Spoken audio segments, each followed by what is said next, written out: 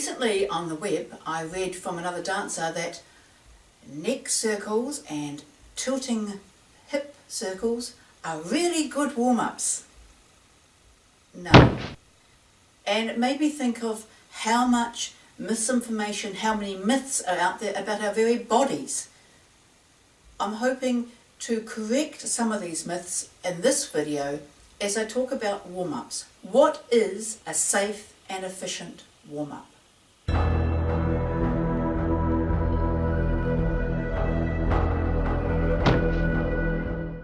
Hi, I'm Kashmir, and in this video I want to explain to you what a warm-up is and how to do it safely and effectively.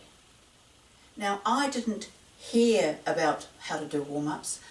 Warm-ups were part of my safe dance practice, which was a 6-month university unit as part of my dance teaching qualification.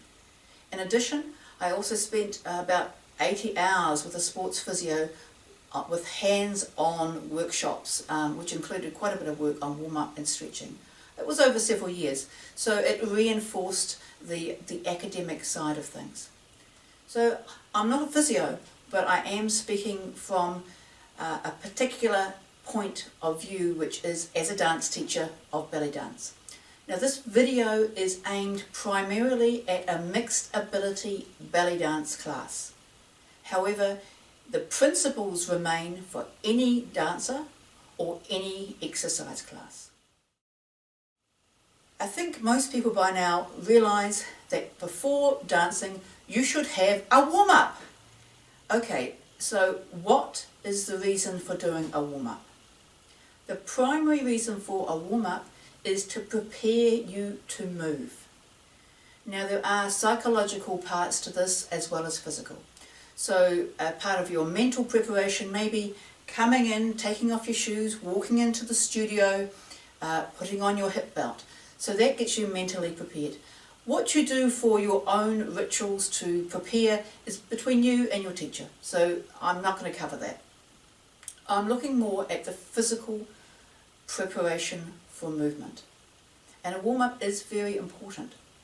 So what does a warm-up do? A physical warm-up prepares your muscles, your joints and your nerves for a little extra work than they usually have. So your muscles get more blood flow. They become warmer, literally warmer, because of the blood flow. Your respiration goes up. Your joints get lubricated. And not to forget, your elasticity of your tissues actually increases. Not through a stretch, through a warm-up. A warm-up increases the efficiency of your fuel production in your muscles. It increases the speed of contraction of your muscles. It increases the flexibility of your tissues, and it increases the speed of your nerve transmission. All pretty important and easily measurable stuff. So how do you do it? You do it by using the large muscles of your body, and mostly I will look at the legs and maybe your arms a bit to a certain extent. You're not looking at small movements, you're not looking at sharp movements. You want to get that blood flowing. Now, if I'm by myself or in a hurry, I'll just forget the dancing stuff and I'll go for a fast walk, maybe climb some stairs. I'm not a skipping person, but if I was, I could skip. So basically you want to actually increase your respiration, so you've got a light puff. You don't want to be but you want to just feel that you're breathing a little bit heavier and a very light glow on your body. So just raise the temperature a little bit. In class, you might want to try something a little more dancey. So what I often do is I'll do a revision of travelling steps. Just simple travelling steps without hips to start with. I make sure that I actually move forward and back, so the legs are going both ways, and I go sideways, both by just doing a simple open, a simple adduction, and also with a cross, so I do an abduction as well. And I might sort of mix them up in some sort of way if I feel so inclined. But you're just moving, okay? The idea for the first few minutes is just to get that blood flowing. Now I've also seen this done with light dancing, and I mean light dancing. We're not talking about anything fancy, we're talking about just moving and maybe increasing the speed and increasing the range of motion as you go through the dance. So sort of follow the bouncing butt type stuff. This works well too. Just make sure it hasn't got lots of sharp accents or little tiny rib movements in it.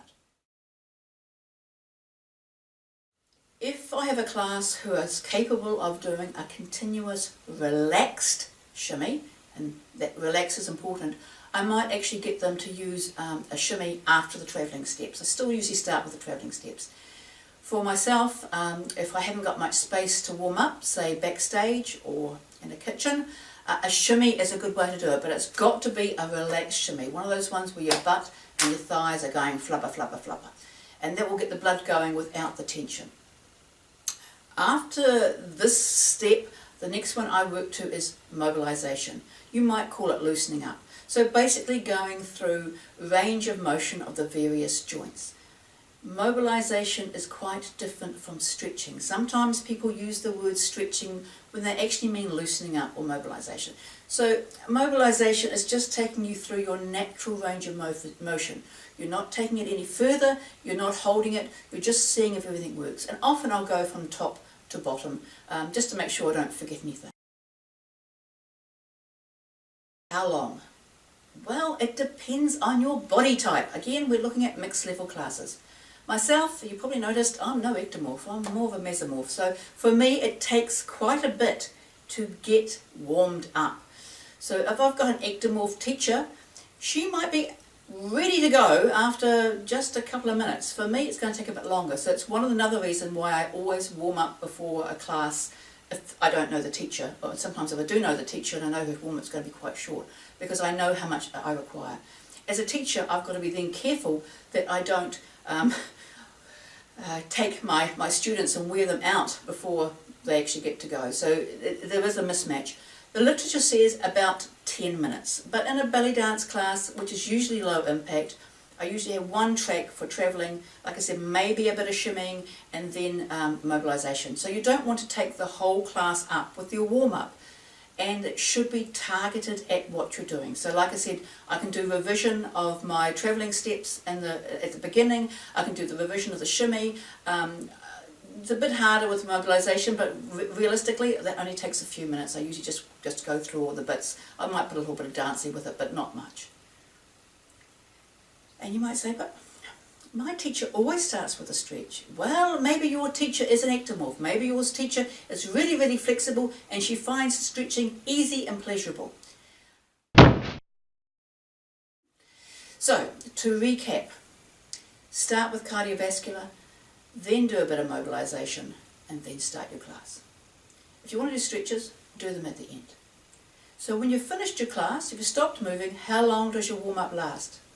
Well, I'm sorry to say, only 30 minutes. So if you sit down and have lunch at a workshop, you have to warm up again afterwards. So I hope that helps. I hope that helps dispel some of the myths about what a warm-up is, and it will lead to you and all your students doing safe, effective warm-ups in the future.